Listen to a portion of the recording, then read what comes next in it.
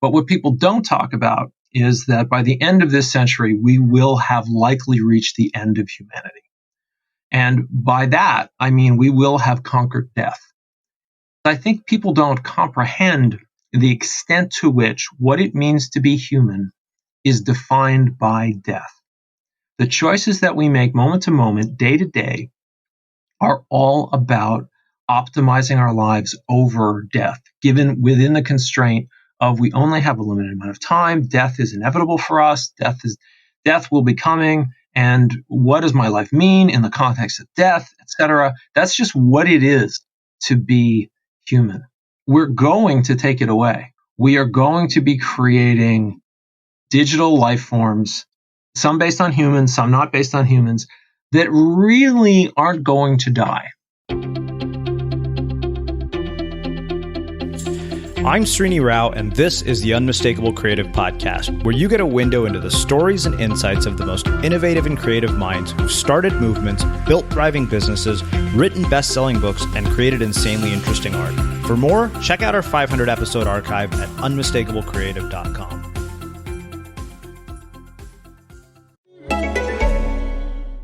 Introducing Verizon Visa Card. It's the only credit card that gets you our best value on unlimited with autopay. That means you save on your wireless bill every single month. And when you use it for everyday purchases, you earn rewards. Use them on a new phone or on a new pair of headphones to make this podcast you're listening to sound even better. Verizon Visa Card. More of our best in a credit card. Visit Verizon.com/Verizon Visa Card for details and to apply. Subject to credit approval, terms and conditions apply. See the Verizon Visa Credit Card rewards, terms and conditions in the application for details and restrictions. Jesse, welcome to the Unmistakable Creative. Thanks so much for taking the time to join us. Yeah, glad to be here. Yeah, it is my pleasure to have you here. So I found out about your work through way of your publicist, and I know you do some amazing work in virtual reality. And funny enough, I've never talked to anybody here on the show that does work with virtual reality. But before we get into all of that, I want to start by asking you, what did your parents do for a living, and how did that end up influencing and shaping the choices that you've made with your life and career? Well, let's see. My mother was a nurse, and my father was a clerk at a small manufacturing company. And I'm not at all sure that their careers affected me very much, but I spent a lot of time with my grandparents growing up, and I sometimes think that had a lot more influence on me. One of my grandfathers was a CEO of a company, and the other was a mathematician. Did you get particular career advice or guidance on how to make your way in the world from, either parents or grandparents? Some. I mean, certainly I know that my mother was very encouraging of getting out there and trying stuff. A big moment for me, a huge hobby I had when I was a young teenager was juggling. I was really interested in juggling and circus arts. And there was a very pivotal moment for me. I had heard about a friend at school who I knew did some juggling and things, who was part of the entertainment group at the local amusement park. It was Riverside Park, which is now Six Flags New England. I was in Massachusetts at the time. And I had the idea like, oh, wow, maybe applying there would be cool. And my mother was very encouraging. Yeah, you should definitely apply. And so, this is before internet and everything. So we drove over and picked up the forms, and I take them home and I go to fill out the forms, and they have little boxes to check. Do you want to be on rides, shows, food? Oh no, the shows wasn't on there. That was the thing. It was like rides, food, maintenance, etc. And there was nothing about shows or entertainment, and I was really disappointed. And I thought, well, maybe I'll just do rides or something. And she says, are you crazy? That's not what you want to do. You want to do the shows, and they have shows there. So you don't need to check any of these boxes. Just write them a letter telling them what you want to do, fill out the rest of the form, and submit that, which at the time seemed a little crazy to me, but I'm like, okay, I guess so. And it was absolutely the right thing to do. And they reached out and they said, oh, we are looking for people to be part of our show troupe. And they brought me in for an audition, and it worked out. And that ended up being very influential for me. Why do you think that there are certain people who will look at sort of the options in front of them and say, okay, these are it. These are my choices. I don't think there's, anything else that I can do. And then there are other people who will say, okay, none of these work for me. So I'm going to basically go around the options or, go around the system and do whatever it is that I want to do.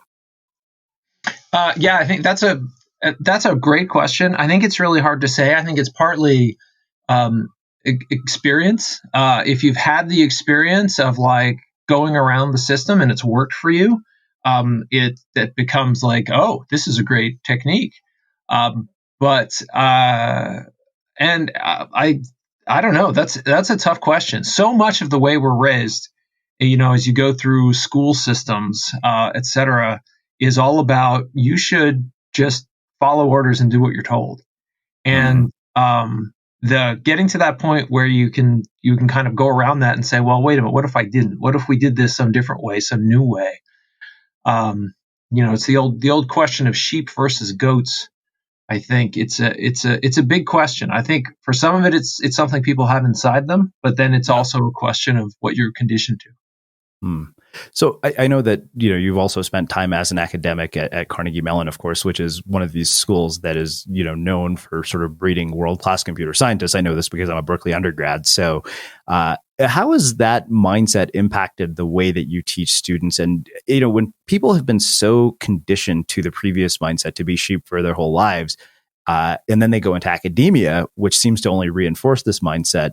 As somebody who teaches what you do, how do you think about breaking that conditioning? Yeah, and that's the wonderful thing about the place where I've been teaching. The last 18 years I've been at the Entertainment Technology Center at Carnegie Mellon, which is a fascinating program. It's a master's level program designed to uh, create leaders for the entertainment technology industries. And what we take into the program, we take about 40% computer scientists, 40% artists, and 20% miscellaneous. And the whole point of the program is to teach people to work with others outside their discipline in order to invent things that you couldn't possibly do alone, which is very unusual for a college. Because so typically, colleges are all about division. They're all about, this department does this and that department does that. And there's not a lot of room for ways to kind of effectively cross collaborate. And in fact, colleges, I think, have a greater problem this way, which is it's a cultural problem. People who are really great at teamwork and pulling a team together to do great things, they tend to go out into the world. Whereas if you look at the life of a college professor, it tends to be very solitary. It's all about, you define your classes, you define your research. You do sometimes work with people, but not in the same way that you do out in the working world.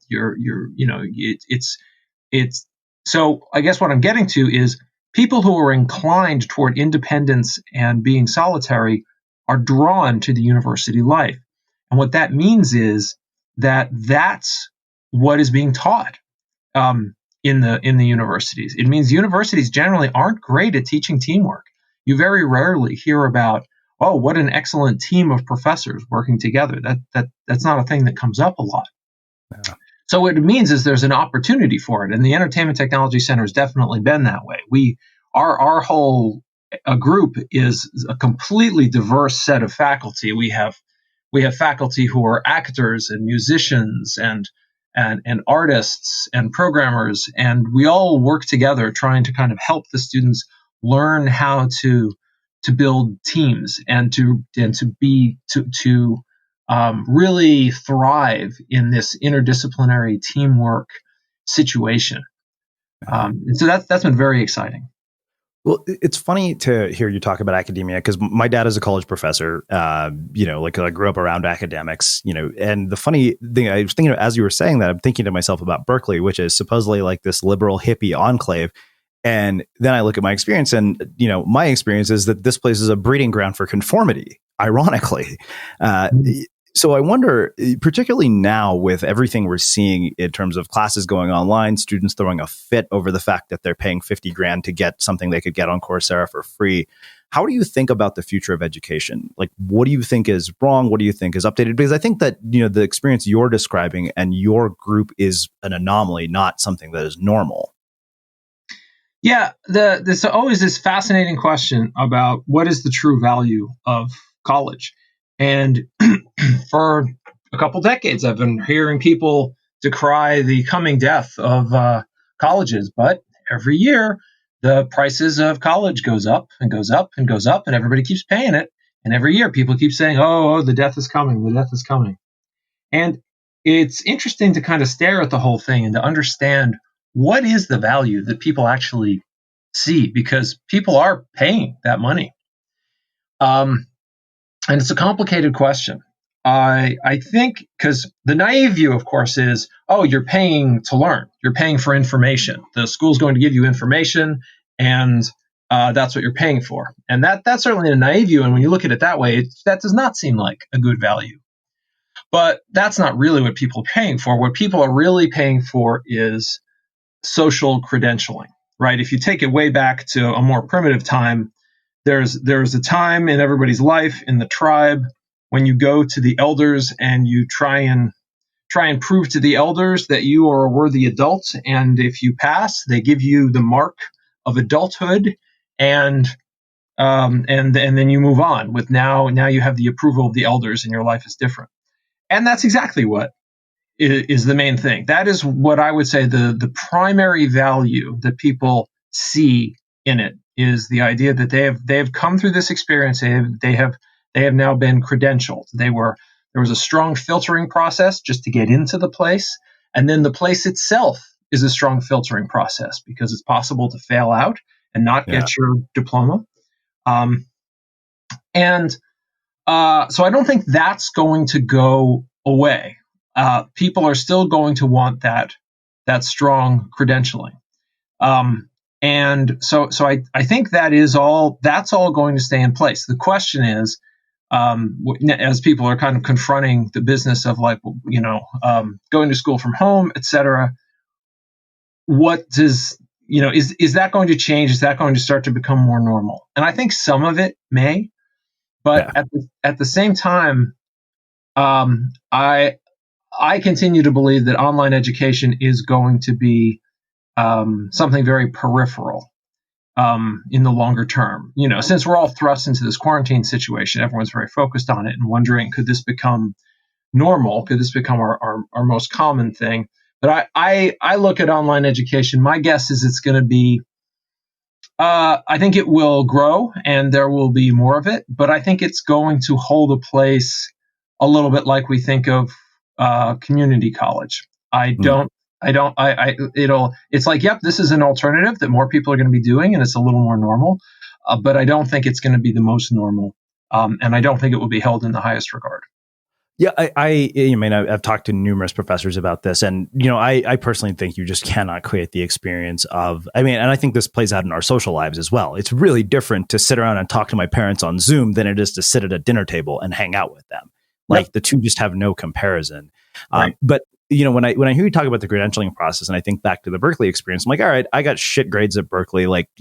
It's not the degree, it's the things that I had to do to get in there and to actually get out of there. Those are the skills that have served me later in life. The ability to look at systems and say, okay, because, Berkeley is the kind of place, being this large public school, where you literally have to look at systems and say, okay, what in this system do I think is bullshit and what rules am I willing to break? Like, I had a friend who literally walked into the dean's office 2 weeks before graduation and said, I didn't get into the business school. I've taken all of the classes. My parents are coming to graduation on Saturday.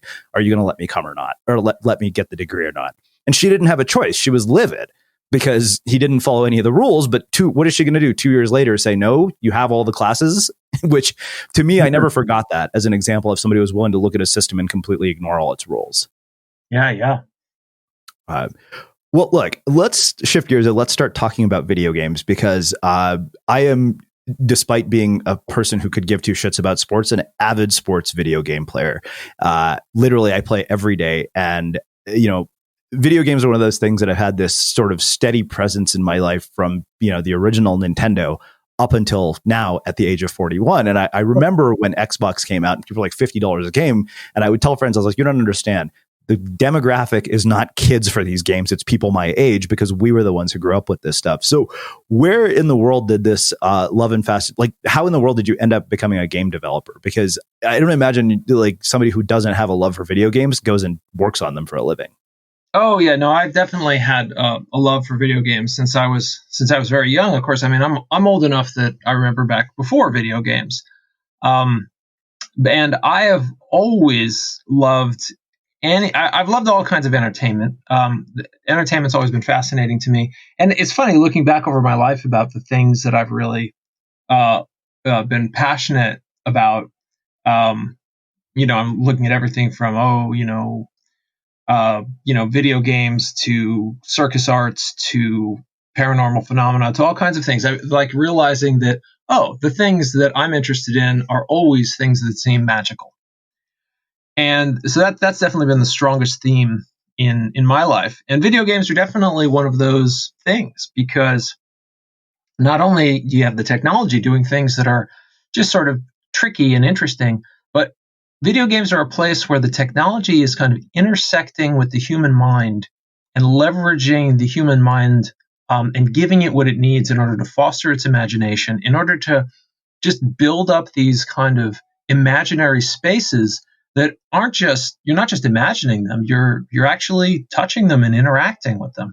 All games have been interesting to me that way. I mean, just the idea of board games is similar, right? It's just some cardboard and a couple cubes and a few pieces of plastic, and suddenly you've got this whole world where people are having big arguments about what happens in this little world.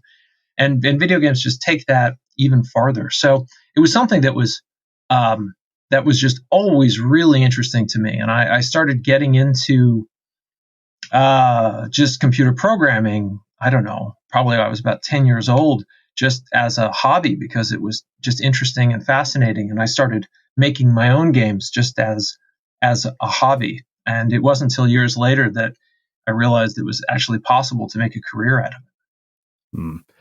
So you have this overwhelmingly positive view of video games. And I can tell you, the amount of time we got to spend on the console is an ongoing fight with Indian parents. So of course, my mom basically would like go to sleep. And of course, we come to find out that she is the one playing them herself a few hours later. To this day, she still thinks like the original Nintendo is the greatest thing since sliced bread, so much so that my sister actually went and got herself one. And, I can tell you that I live with my current roommate because of the fact that we started playing NBA 2K20 together, and we would meet up every Wednesday and play it, and it became this huge bonding experience. But there's this other side of the video game argument that often you hear from parents of, video games are rotting these kids' brains. They don't do anything else. I tend to think that's a bit extreme. And I'm wondering, what are what do we know sort of from a child development standpoint? Because I don't think that you go through childhood unless you're a weirdo without being exposed to video games to some degree. Oh yeah, no. Well, I mean, there are definitely families that choose to keep the games away from the children. I mean, we at our studio we're constantly playtesting games and working with families, and so we see all kinds of people, and we definitely run into families where it's just not. Video games isn't a thing they do. They've kind of, very similar to families who like, my kid's never going to have refined sugar. Like, okay, it's a choice, and you can make that choice, and people can be raised that way. But they are such a part of culture now. It is such a normal part of popular culture, and there are real choices that everybody has to face, and that is definitely part of the world of video games. Actually, I often think that video games and refined sugar are a pretty good comparison, right? Sugar is not a thing that normally occurs in nature. We have to kind of work hard in order to extract it out of natural foods, and then we create things with it that human beings find very appealing and delicious. And we know that too much of it, that's not good for you. And video games are very similar. You're not experiencing reality. You're experiencing kind of a refined reality where we're taking out kind of some of the most interesting and exciting parts and sort of distilling them down into an exciting experience. And similarly, you've got to find that balance. How is this going to fit into my life in a healthy way? Because video games definitely have many aspects that can be very healthy in terms of the problem solving, the socializing, the imagination building, the creativity. An awful lot of that is there. But to the extent that you get so engaged with them that you're pushing out other parts of your life that kind of are going to help you developmentally, or if you're leaning on them or using them as a shield against your own emotions. Those things are definitely unhealthy. I think it's very similar to the relationships that people have with foods. You can have a very healthy relationship, but you can also, if too much excess on certain things can be quite unhealthy. Yeah.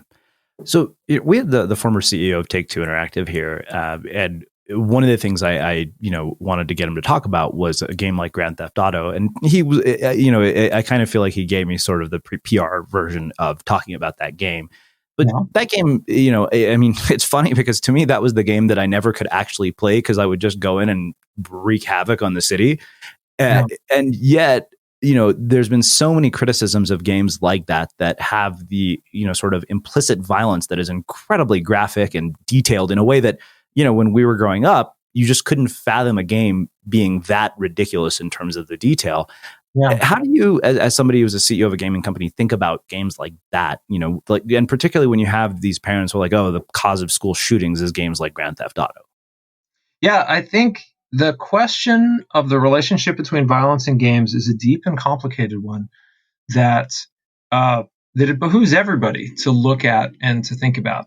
Certainly, the games that will get parents the most nervous and upset are going to be the ones that are closest to crimes that their child might commit.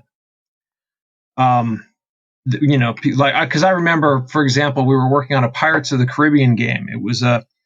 This was a thing we made for Disney Quest. So this was this big, elaborate theme park video game that it's like 4 giant screens surrounding like a physical boat that was on a motorized motion platform, and we had 6 spun aluminum cannons on it and a big wooden ship's wheel, and we would bring families in and they would kind of go on this virtual adventure on this giant video game pirate ship. And when we first had our prototype working, we were going to bring people in to play this. And what you do, you'd sail out in the sea and you'd blast the heck out of all these other pirate ships that were out there. And our very first play testing was 4 days after the Columbine school shooting. And we're all looking at each other like, wow, what are families going to say? Are they going to be disgusted? Are they going to be outraged? We're not sure how people are going to react. And then we had 2 whole days of bringing families through. Nobody made any comments. Everyone was just simply delighted with it. And we realized that, that's, yes, you are going around and blasting and firing these guns. But the idea of sailing around in a pirate ship firing cannons is just so divorced from any reality that anybody expects they're going to be in that no one had any concerns with it. Yeah.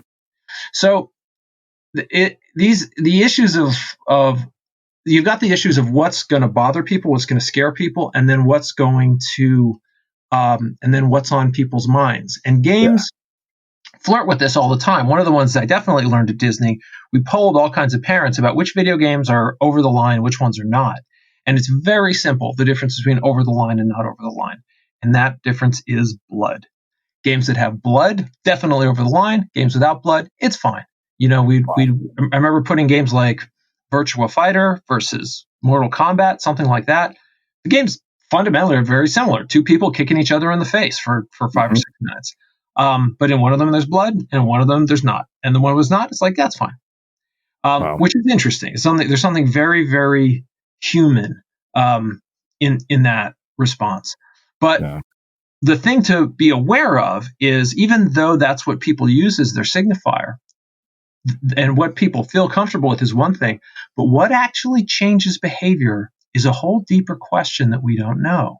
So you look at a game like Fortnite, for example, which is so massively popular, and it has very carefully skirted and found ways to stay inside the line, even though it is a game about glorifying slaughter with automatic weapons. But it's very careful. It's like, we're going to make them colorful, we're going to make them cartoony, and we're not going to have the blood there. But you have this real question of, could it be that this game is, opening people up to being comfortable with the idea of killing people with automatic weapons is a tough question.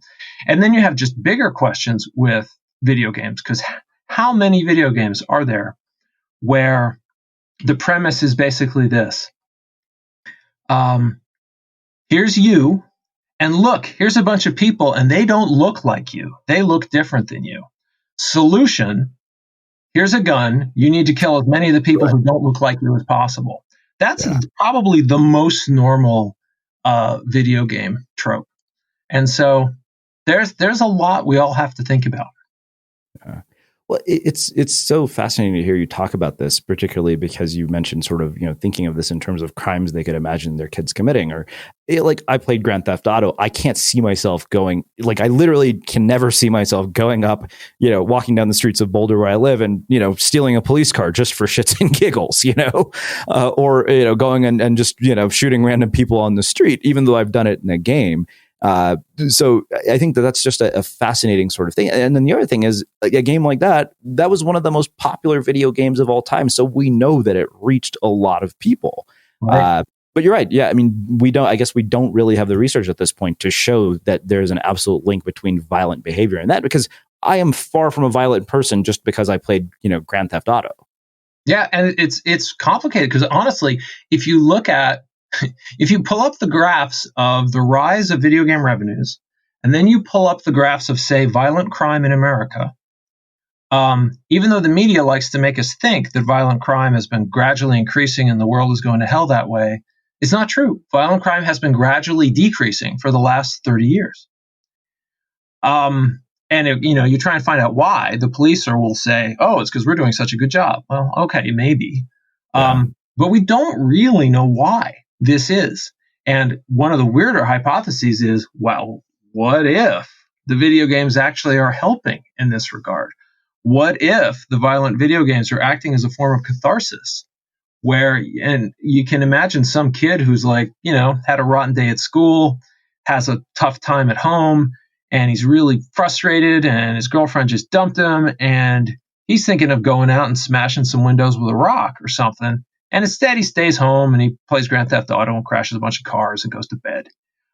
You can imagine that situation, but is that how the world really works? And we simply don't know. This is the world of mass media. Things get invented, just like television. Television, when no one knew, is television going to be good for humanity, bad for humanity? I don't know. Let's just stick it out there and see what happens. We still don't know what really, the jury's still out. What about the internet? What about Facebook? What about Instagram? Are these things good for us, bad for us?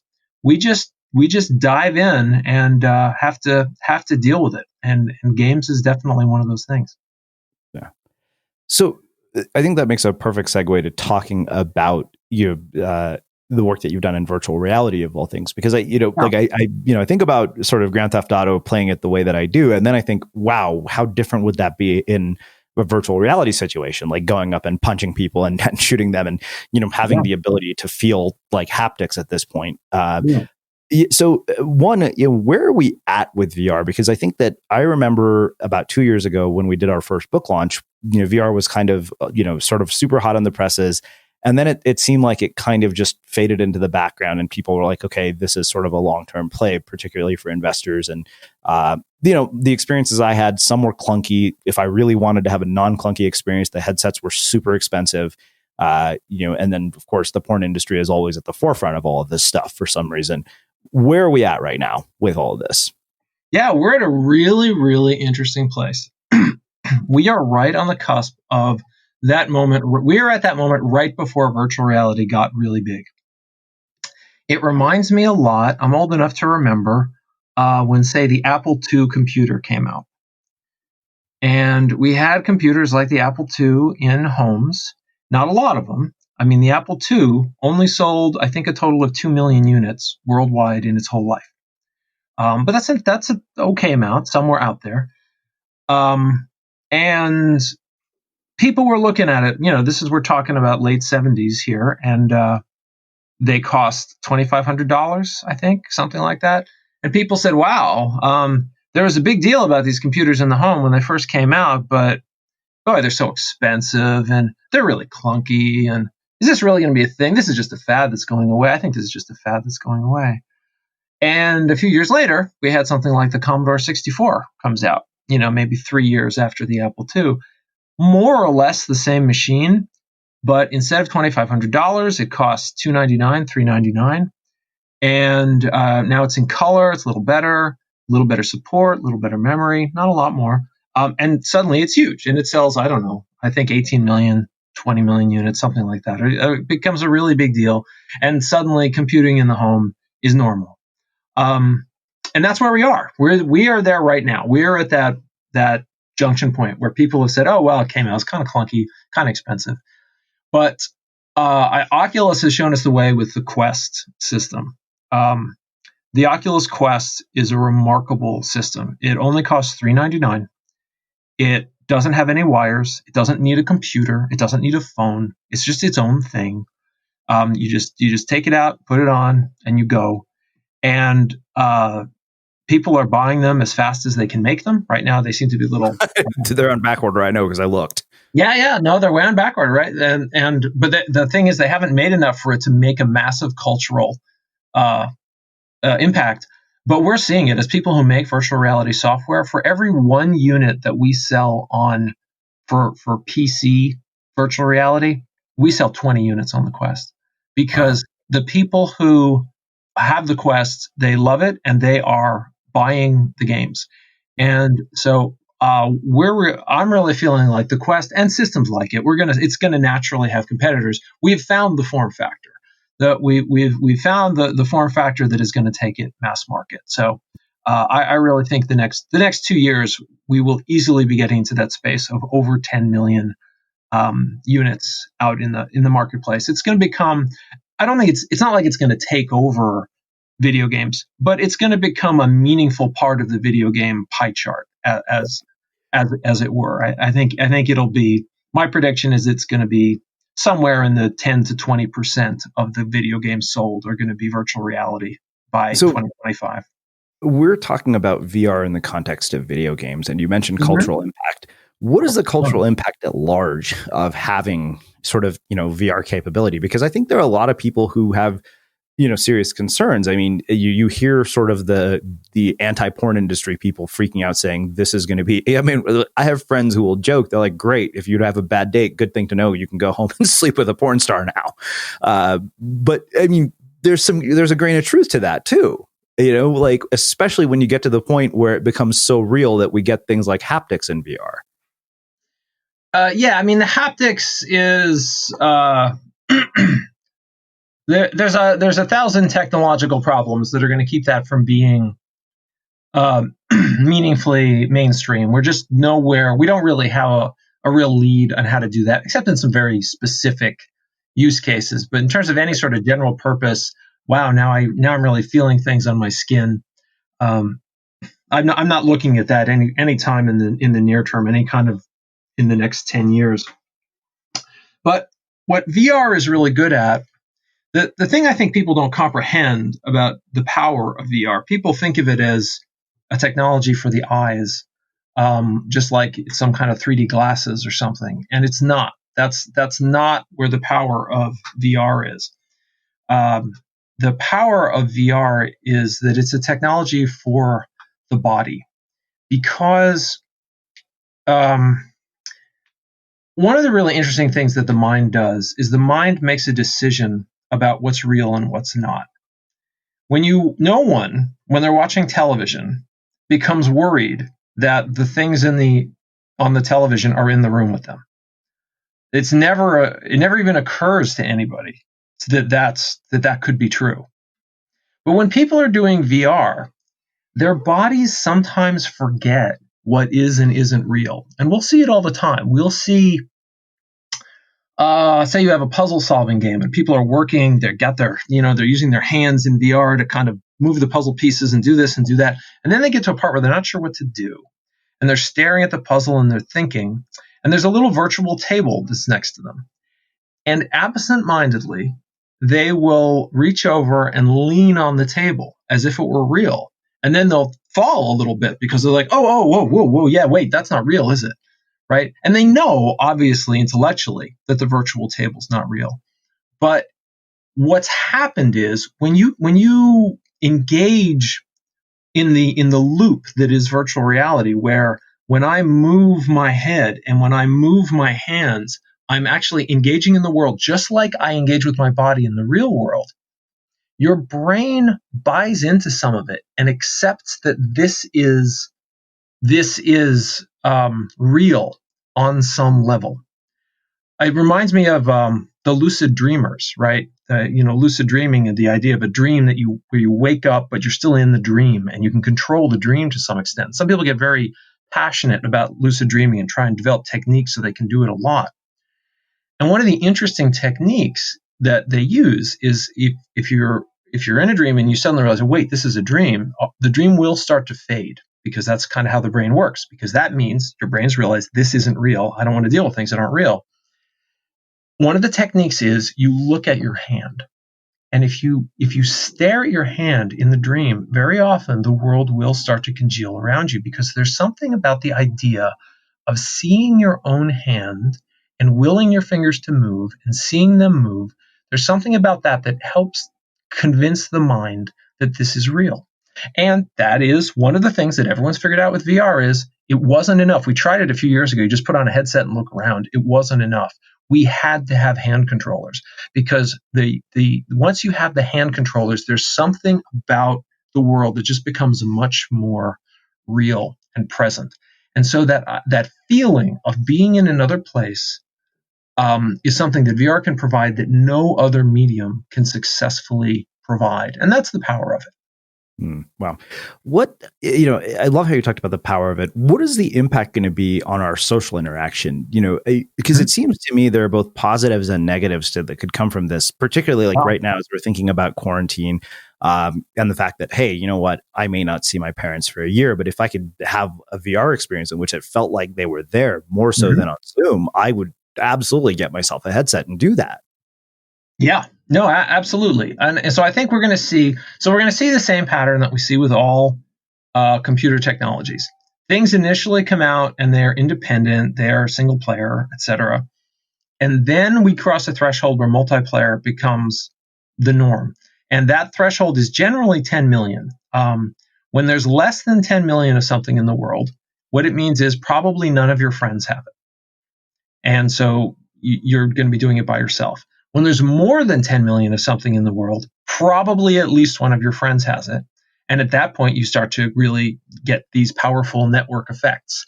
And we saw it with PCs, and we saw it with smartphones, and we've seen it with Facebook. And we've seen this pattern again and again. And we're going to see it with VR too. So right now, almost everything in VR is single player. There are some exceptions. There's things that are kind of multiplayer. But once, maybe 2-3 years from now, we're going to get to that point where more than 10 million people have it. The network stuff is going to start to become the norm. And people will start to more and more engage in that powerful experience of social networked VR, where you actually get to experience the physical presence of another person that in the room with you. And it is powerful because the systems are good at spatializing the sound, making it sound like the sound is coming from a given spot. And even with a very crude avatar, because the systems are constantly tracking each of your hands and constantly tracking your head, those little nuanced movements that we do when we talk with our head and our hands, they come across and make the avatars become very real and feel very alive. I guess one way I like to put it is this is going to be the medium where you can actually make eye contact, even if you're doing Zoom or Skype or something. We don't make good eye contact on that, because if I'm looking at the screen, I'm not looking at the camera, and if I'm looking at the camera, I'm not looking at the screen, and so the eye contact is never quite right. But in these VR systems, it can be quite right, because they are looking at our eyes. They know what our eyes are trying to do, and the system can figure out what you're trying to look at. And you can get that meaningful eye contact. You can, and weirder, you can like reach up and stroke somebody's hair. Some of the most powerful VR experiences are because VR, there's a nucleus in the brain that is responsible for paying attention to objects that are within that are within maybe 2-3 feet of our face. Okay. It's basically anything that's between my hand and my head. This nucleus is very interested in. And it makes sense. We should have a part of our brain that's like, hey, what is this? This is really up in my personal space right now. And there's an easy way you can make yourself wake this up. You can't do it yourself, but if you're with another person and you have them stick their hand like into that zone, you feel it. Like there's this little thing that wakes up in you. And TV can't do it, movies can't do it, but VR is really good at it. And so there's a lot of VR experiences. It's one of the ways VR experiences differ from normal video games. Normal video games are all about running around over huge territories, is what most video games are about. VR is actually kind of bad at that because it can induce motion sickness when it's not implemented right. And so the stronger VR games are less about running around over 6 acres, and instead are about doing intimate things with your hands in a smaller space. So it moves from kind of shooting games into things like, sword fighting and boxing and those sorts of things, when it comes to kind of combat stuff. And the idea of having characters kind of up close talking to you in an intimate way is one of the more powerful experiences.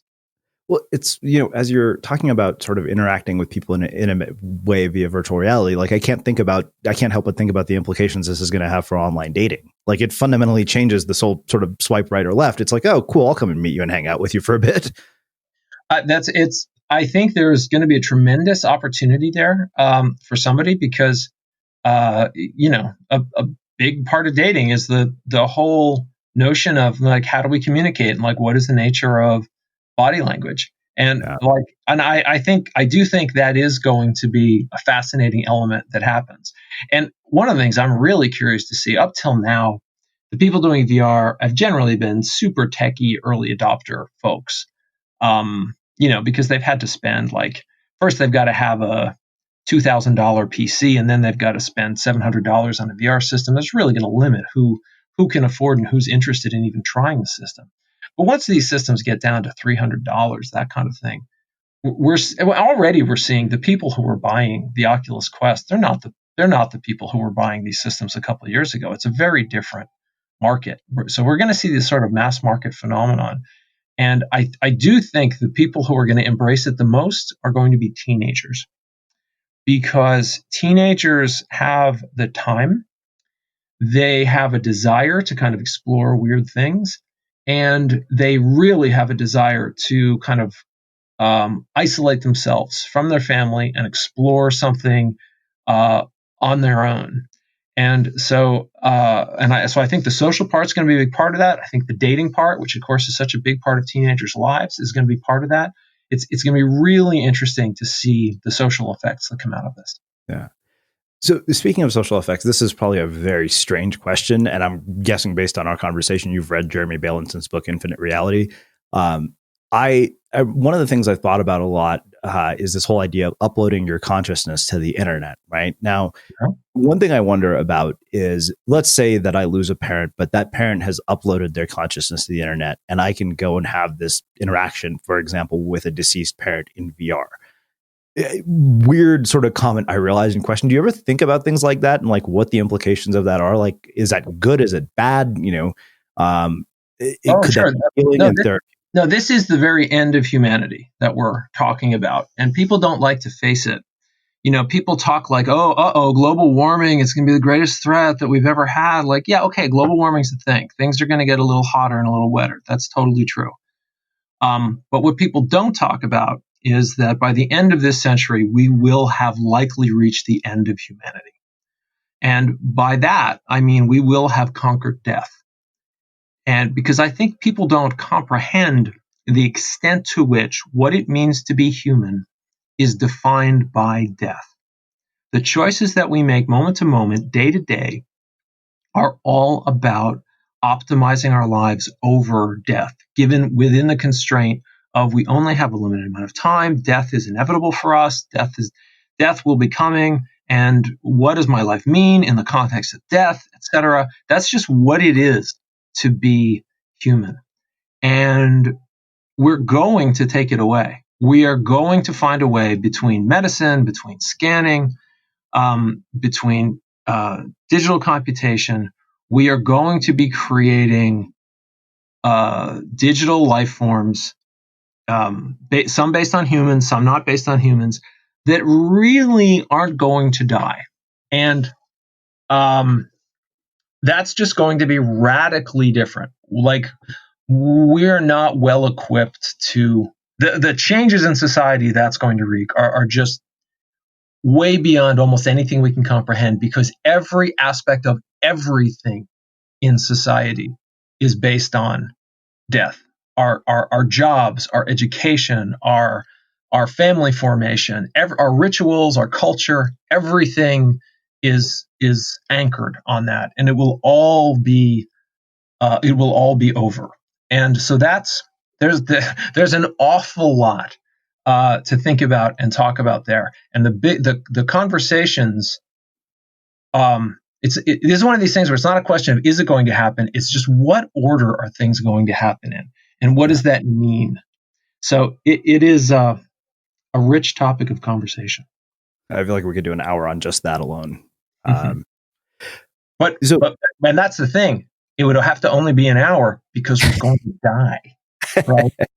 If you have infinite life, you wouldn't care. You'd say, let's do a 4-year program on this. Who cares? Yeah. Well, one of the things I noticed is you seem overwhelmingly optimistic, which I appreciate. I mean, I don't think you would do the work that you do if you didn't.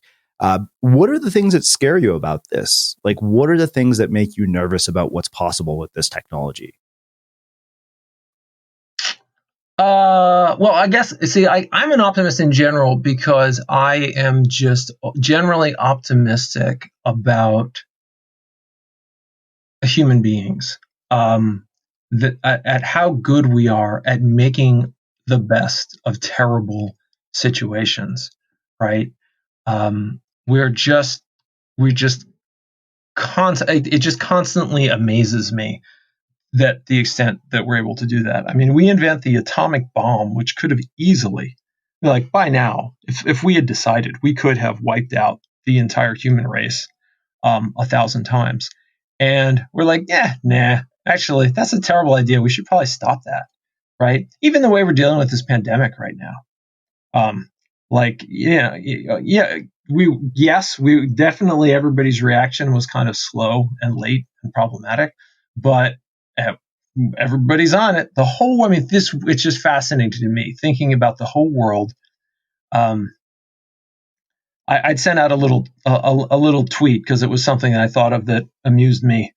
Aliens come down and they say, humans, why have you stopped your comings and goings? And we answer that, we're doing it in order to protect our elders. And the aliens say, well, how incredibly noble is this race? And we say, do you have any toilet paper? Because we don't have any toilet paper. I just amuse myself with these things sometimes, but these are the things we do. The human race makes the best of whatever happens, and that doesn't mean there's not going to be bad things. Most of the bad things that come from technology is when it comes to over centralization. When someone finds a way to use technology in conjunction with power that they hold over people in order to make their lives worse for some reason. But generally, that kind of tyranny doesn't stand for too long. And it's never the technology that's the problem. It's always the tyranny that it's being used with that tends to be the problem. Well, I mean, like I said, this just raises a whole host of other questions, which in my mind, I'm thinking to myself, it's like, okay, well, if you cheat on somebody in virtual reality, does it count as cheating? There's like a whole moral and ethical sort of, landmine that we could explore. Oh yeah, no, there's a million things here that everyone's going to have to think about. Everyone's going to have to wonder about I've heard people talk about it with, virtual reality porn. Like there are some really kind of weird aspects about that. I've talked to people who were like, hey, I tried that once and I'm not doing that again. It's too real. And I'm like, that's fascinating. The idea of pornography that's so real that somebody can't handle it. And then talking to other people are like, wait a minute, like this is way more like cheating than just looking at something on the internet. There are going to be all kinds of social implications, and like back to the violence issue. Yeah. Sitting on my couch and tapping the A button, and watching a little movie play on the screen where people get shot up. Like, okay, there's aspects of that are kind of creepy, but like, whatever. It's just kind of a cartoon little game that I'm playing. But when you kind of put on that VR headset and you are holding a pistol in each hand, and you're like standing there trying to optimize your aim so that you can kind of shoot as many people as possible, and like you're learning the muscle memory of what it would take to slaughter a bunch of people in a subway station or something. It's creepy. Like you've crossed into this realm that doesn't necessarily feel great. So there's just, this is what it means to be human. We're kind of making stuff, we're experimenting, we're trying to figure out what's okay, what's not okay. Yeah. And the part I like is it's making everybody question what is important, and how do we change, and what are our values? What do we care about? Yeah. It's funny to hear you listen to the VR porn experience, because I was like, clearly I need a better headset because my experience wasn't nearly real enough. But anyways, I think that makes a fascinating place to wrap up our conversation. This has been really, really interesting. So I have one final question for you, which is how we finish all of our interviews at the Unmistakable Creative. What do you think it is that makes somebody or something unmistakable? Oh, that's a fascinating question. I think more than anything else, it's self-confidence. I think one of the things that I've found again and again that separates the people who do great things from the people who don't is how they feel when they've made a mistake, and when they've done something. They're like, oh, whoops, that didn't turn out the way I wanted it to. I guess that's what it is. I guess in short, fear of failure. If you can go through life not being crippled by the fear of failure, that is, I think, what's going to make somebody more unmistakable than anything else. Amazing. Well, this has been, like I said, really fascinating. Where can people find out more about you, your work, and everything else that you're up to? Sure. The easiest thing to do is to go to jesseschell.com. That has pointers to the work I do at the Entertainment Technology Center, as well as Schell Games, links to my book, links to the talks I've given over time. Everything is there. Very cool. And for everybody listening, we will wrap the show with that. Thank you for listening to this episode of the Unmistakable Creative Podcast. While you were listening, were there any moments you found fascinating, inspiring, instructive, maybe even heartwarming? Can you think of anyone, a friend or a family member who would appreciate this moment? If so, take a second and share today's episode with that one person, because good ideas and messages are meant to be shared. First feels good.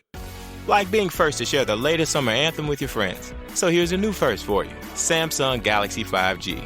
Yes, 5G now on Galaxy, which means you can be first to even more.